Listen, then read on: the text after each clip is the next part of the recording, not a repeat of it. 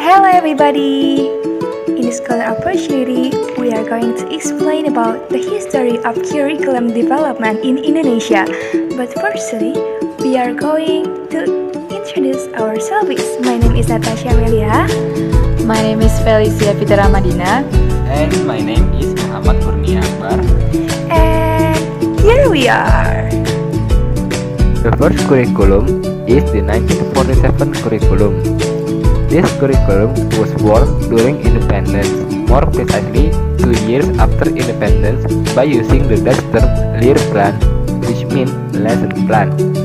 In the 1947 curriculum only contains two main points, namely the list of subjects along with teaching hours and the outline of teaching. The material relates to events in daily life and attention to the arts and physical education. The syllabus of his subject emphasized a teacher teaching one subject.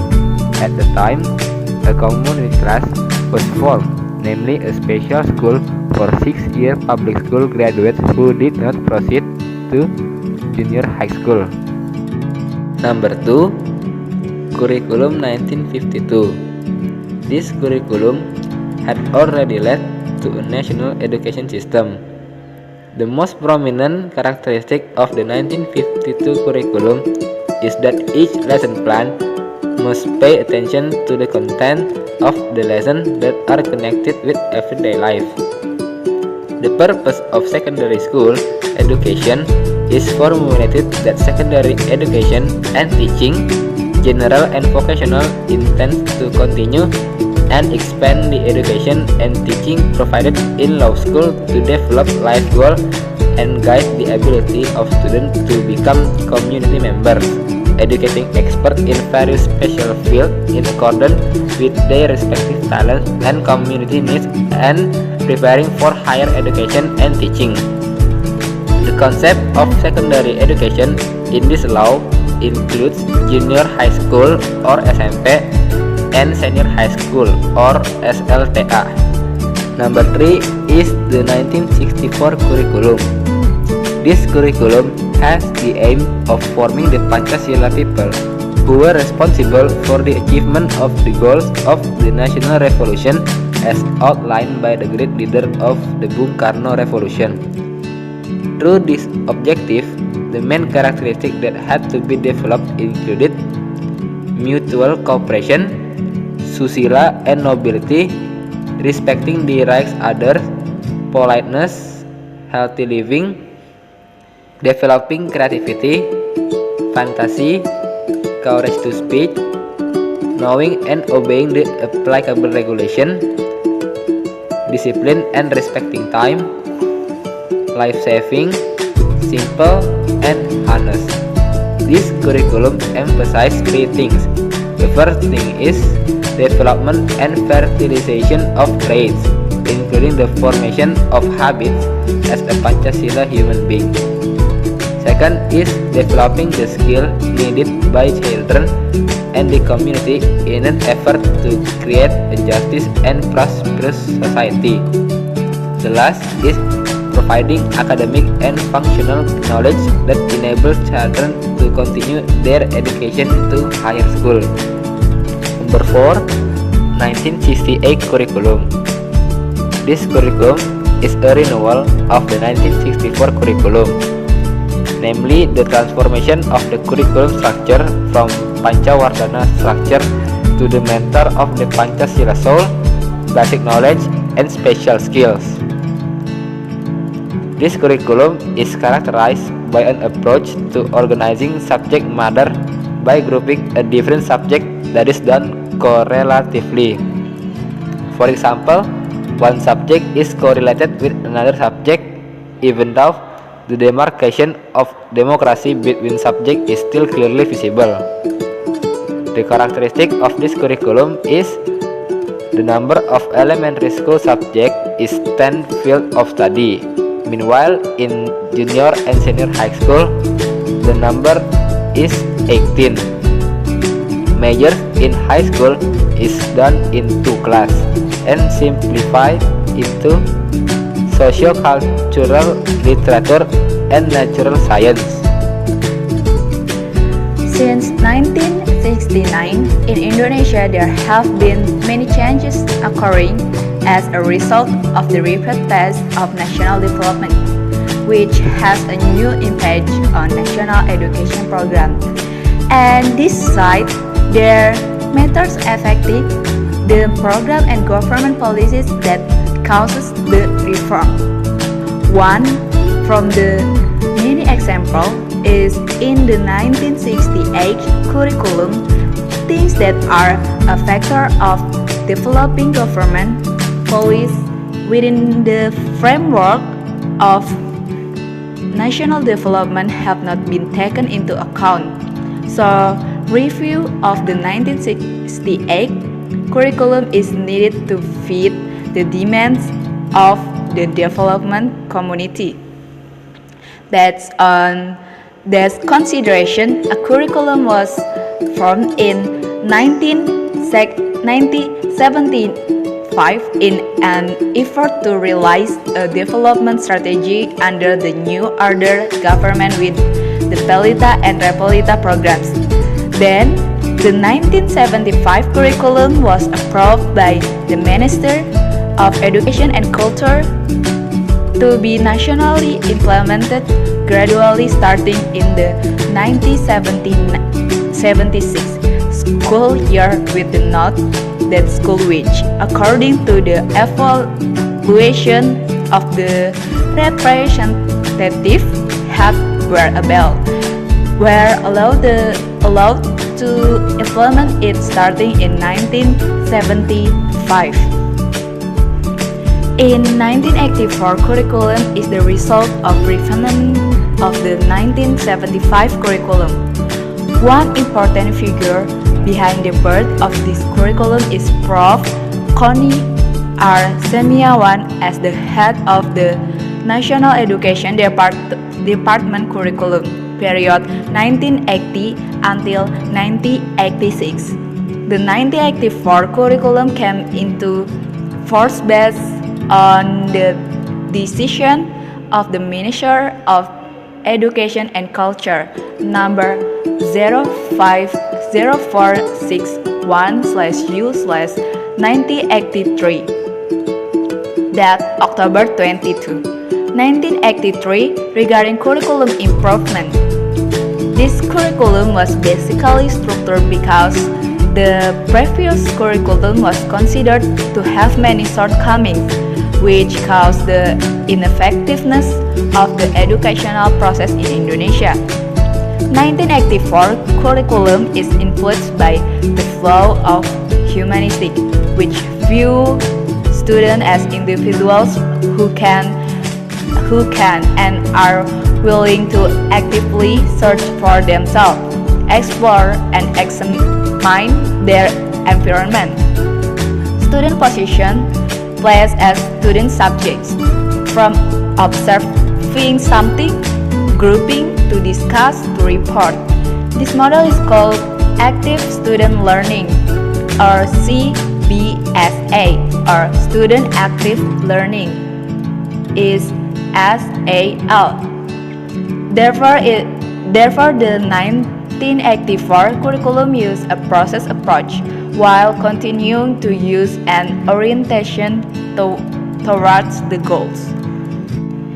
In the 1994 curriculum was basically made as a refinement of the 1984 curriculum and was implemented in accordance with Law Number 2 of 1989 concerning the national education system. The 1994 curriculum was created because the previous curriculum had not produced significant results on national education. In addition, in the previous curriculum, the elaboration of curriculum material used the terms of the subject matter and subtopic which were considered ineffective. Based on some of the reasons above, the government wants to create a new curriculum with the concept of combining the 1975 curriculum that use the objective approach and the 1984 curriculum that use process approach. This has an impact on the system of time division of the lessons and the elaboration of curriculum materials, namely by changing from the semester system to the quarterly system and changing the terms of the elaboration of curriculum material into concepts and them terms. With a quarterly system that is divided into 1 year into 3 stages, it is expected to provide opportunities for students to be able to receive sufficient amount of subject matter. Competency-based curriculum. This curriculum emphasized learning process as an area of teacher authority. Most importantly, at a certain level, students reach the expected competency. Competence contains several aspects, namely knowledge, understanding, skills, values, attitude, and interest. The competencies themselves are classified into: first, graduate competencies, earned after graduation; second, standard competencies, possessed after learning a subject; third, basic competencies, possessed after completing a topic or concept; fourth, academic competencies, knowledge and skills in solving problems;